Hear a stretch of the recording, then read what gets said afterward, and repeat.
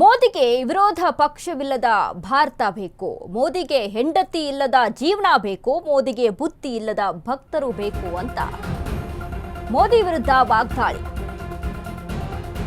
ಮೋದಿಗೆ ವಿರೋಧ ಪಕ್ಷವಿಲ್ಲದ ಭಾರತ ಬೇಕು. ಮೋದಿಗೆ ಹೆಂಡತಿ ಇಲ್ಲದ ಜೀವನ ಬೇಕಾಗುತ್ತೆ. ಮೋದಿಗೆ ಬುದ್ಧಿ ಇಲ್ಲದ ಭಕ್ತರು ಬೇಕು. ಈ ರೀತಿಯಾಗಿ ಮೋದಿಗೆ ಮಕ್ಕಳಿಲ್ಲದ ಅಂಗಳ ಬೇಕು.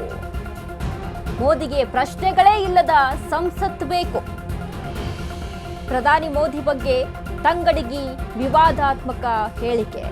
ಕವನದ ರೂಪದಲ್ಲಿ ವಿವಾದ ಸೃಷ್ಟಿಸಿದ ತಂಗಡಿಗಿ. ಪ್ರಧಾನಿ ಮೋದಿ ಬಗ್ಗೆ ತಂಗಡಿಗಿ ಕವನ ವಿವಾದ.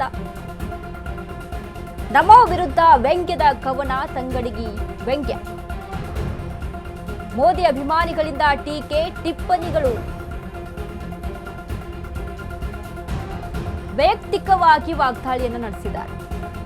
ಮೋದಿಗೆ ವಿರೋಧವೇ ಇಲ್ಲದಂತ ಭಾರತ ಬೇಕಾಗುತ್ತೆ. ವಿರೋಧ ಪಕ್ಷವೇ ಇಲ್ಲದಂತ ಭಾರತ. ಇನ್ನು ಅದ್ರ ಜೊತೆಗೆ ವೈಯಕ್ತಿಕವಾಗಿ ಹೆಂಡತಿ ಮಕ್ಕಳು ಬಗ್ಗೆ ಮಾತನಾಡುವಂಥದ್ದು.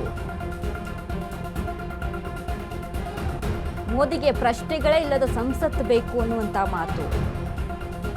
ತಂಗಡಿಗೆ ವಿವಾದಾತ್ಮಕ ಹೇಳಿಕೆ ಇದೆಯಲ್ಲ, ಸೋಷಿಯಲ್ ಮೀಡಿಯಾದಲ್ಲಿ ಭಾರಿ ಚರ್ಚೆ ಉಂಟಾಗಿದೆ ಮತ್ತು ಅದರ ಜೊತೆಗೆ ಮೋದಿ ಅಭಿಮಾನಿಗಳು ಇದಕ್ಕೆ ವಿರೋಧವನ್ನ ವ್ಯಕ್ತಪಡಿಸ್ತಾ ಇದ್ದಾರೆ. ಪರ್ಸನಲ್ ಆಗಿ ವಾಗ್ದಾಳಿಯನ್ನ, ಪರ್ಸನಲ್ ಆಗಿ ಅವ್ರ ಬಗ್ಗೆ ಮಾತನಾಡುವಂಥದ್ದು ಎಷ್ಟು ಮಟ್ಟಿಗೆ ಸರಿ? ಒಬ್ಬ ಪ್ರಧಾನಿಯ ಬಗ್ಗೆ, ಹೆಂಡತಿ ಮಕ್ಕಳು ಅವರ ಲೈಫ್ ಬಗ್ಗೆ ಮಾತನಾಡುವಂಥದ್ದು ಎಷ್ಟು ಮಟ್ಟಿಗೆ ಸರಿ ಇರುತ್ತೆ? ವಿರೋಧ ಪಕ್ಷಗಳಿದಾವೆ ಅಂತ ಅಂದರೆ ಟೀಕೆ ಟಿಪ್ಪಣಿಗಳಿರುತ್ತೆ. ಬಟ್ ಅದ್ರ ಬಗ್ಗೆ ಮಾತಾಡಬೇಕೆ ಹೊರತು ಅದನ್ನ ಹೊರತುಪಡಿಸಿ ಪರ್ಸನಲ್ ಆಗಿ ಮಾತಾಡಬಾರ್ದು ಅನ್ನುವಂಥ ನಿಟ್ಟಿನಲ್ಲಿ ನಾನು ಹೇಳಿದೀನಿ, ನೀವು ಬಂದಿರಿ ಕೇಳ್ರಿ. ಮೋದಿ ಸಾಹೇಬ್ರಿಗೆ ಹೆಂಗಿರ್ಬೇಕು ಅಂತಂದ್ರೆ, ಮೋದಿ ಸಾಹೇಬರು ವಿರೋಧ ಪಕ್ಷವಿಲ್ಲದ ಭಾರತ ಬೇಕು. ವಿರೋಧ ಪಕ್ಷವಿಲ್ಲದ ಭಾರತ ಬೇಕು. ಹೆಂಡತಿ ಇಲ್ಲದ ಜೀವನ ಬೇಕು. ಮಕ್ಕಳಿಲ್ಲದ ಅಂಗಳ ಬೇಕು. ಅಂಗಳ ಬೇಕು. ಅದು ಮಕ್ಕಳು ಇರ್ಬಾರ್ದು ಆ ಅಂಗಳದಾಗ. ಪ್ರಶ್ನೆಗಳಿಲ್ಲದ ಸಂಸತ್ ಬೇಕು. ಪ್ರಶ್ನೆ ಕೇಳಬಾರ್ದವ್ರಿಗೆ. ಇಂತಹ ಸಂಸತ್ ಬೇಕು ಮೋದಿಯವರಿಗೆ. ಸವಾಲುಗಳಿಲ್ಲದ ಮೀಡಿಯಾ ಬೇಕು. ನೀವೇನು ಪ್ರಶ್ನೆ ಕೇಳಬಾರ್ದವ್ರಿಗೆ ಅಂತ ಮೀಡಿಯಾ ಇರ್ಬೇಕು. ಅದಕ್ಕೆ ಹೇಳಿದ್ದು ಯಾವ್ದೋ ಮನ್ ಕಿ ಬಾತ್ ಅಲ್ಲ, ಇದು ಅವ್ರು ಆಸೆ ಪಡೋದು ಸರ್. ಸವಾಲುಗಳಿಲ್ಲದ ಸವಾಲುಗಳಿಲ್ಲದ ಮೀಡಿಯಾ ಬೇಕು.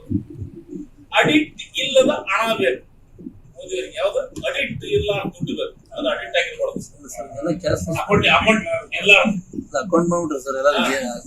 ಮತ್ತು ಬುದ್ಧಿ ಇಲ್ಲದ ಭಕ್ತರು.